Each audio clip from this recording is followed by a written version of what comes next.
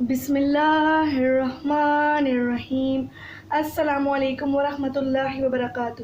ناظرین، ایک بار پھر حاضر ہیں آپ کی خدمت میں ایک نئی ویڈیو کے ساتھ۔ میں امید کرتی ہوں آپ سب خیریت سے ہوں گے۔ آپ دیکھ رہے ہیں فضیلت قرآن چینل۔ ناظرین، آج ہم آپ کو بتائیں گے رزق میں برکت کرنے کا وظیفہ۔ لیکن ویڈیو شروع کرنے سے پہلے اگر ابھی تک آپ نے ہمارے چینل کو سبسکرائب نہیں کیا ہے تو نیچے دیے گئے ریڈ بٹن پر کلک کر کے سبسکرائب کریں اور ساتھ میں دیے گئے بیل آئیکن کو بھی کلک کریں تاکہ ہماری ہر آنے والی قرآنی معلومات سے ریلیٹڈ ویڈیو سب سے پہلے آپ کو دیکھنے کو ملے۔ تو آئیے شروع کرتے ہیں آج کی ویڈیو۔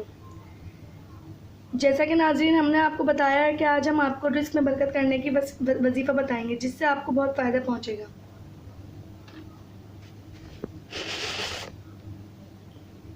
گھر میں رزق کی تنگی کا وظیفہ اگر ایک بار پڑھیں تو فرشتے رزق کے صندوق لاتے ہیں۔ اللہ تعالیٰ کی طرف سے بندہ ہر حال میں اللہ کا شکر ادا کرے، اچھے اور برے دونوں حالات کو رب کی طرف سے شکر ادا کرے۔ انسان کی زندگی میں اتار چڑھاؤ آتے رہتے ہیں۔ اچھی اور بری تقدیر پر ایمان رکھنا مسلمان کے لیے ضروری ہے، اور اللہ تعالیٰ نے انسان کی دنیا میں آزمائش کے لیے سامنے کئی امتحانات رکھے ہیں۔ وہی امتحانات سے سرخرو ہونے کا آسان طریقہ بھی بتا دیا ہے۔ بیماری ہو یا کوئی پریشانی یا کوئی حاجت ہو، اللہ تعالیٰ نے بندوں کی رہنمائی فرمائی ہے۔ حدیث شریف میں آتا ہے کہ دنیا میں ایسا کوئی مرض نہیں اتارا جس کا اس کے ساتھ علاج نہ فرمایا ہو۔ آج جو عمل آپ کو بتانے جا رہی ہوں وہ 1400 سال پہلے رسول اکرم صلی اللہ علیہ وآلہ وسلم اپنی لاڈلی پیاری بیٹی حضرت فاطمہ رضی اللہ تعالیٰ عنہا کو بتائی تو نبی کریم صلی اللہ علیہ وآلہ وسلم نے اپنی پیاری لاڈلی بیٹی کو وہ دعا سکھائی جس سے اگر کوئی بھی شخص وہ دعا پڑھ لے، اللہ پاک رزق کی تنگی کو، فکر و فاقہ کو اللہ پاک ہٹا دیتا ہے اور رزق کی تنگی کو کھول دیتا ہے۔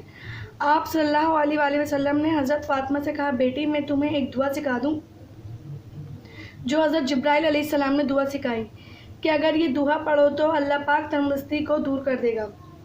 حضور صلی اللہ علیہ وآلہ وسلم نے دعا سکھائی۔ دعا یہ ہے، یا اولل یا اولین، یا آخرل یا آخرین، یا گل قوت المتین، و یا راحم المساکین، و یا ارحم الراحمین۔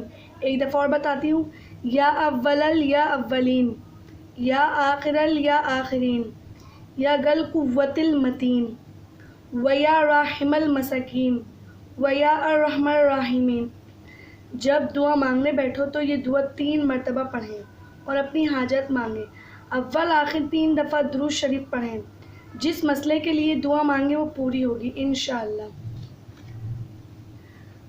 تو ناظرین، یہ تھی آج کی رزق میں برکت کرنے کا وظیفہ۔ اسی طرح آپ کو ہمارے چینل پر قرآنی معلومات سے ریلیٹڈ ویڈیو دیکھنے کو ملتی رہیں گی۔ انشاءاللہ ملتے ہیں ایک نئے ویڈیو کے ساتھ۔ اللہ حافظ۔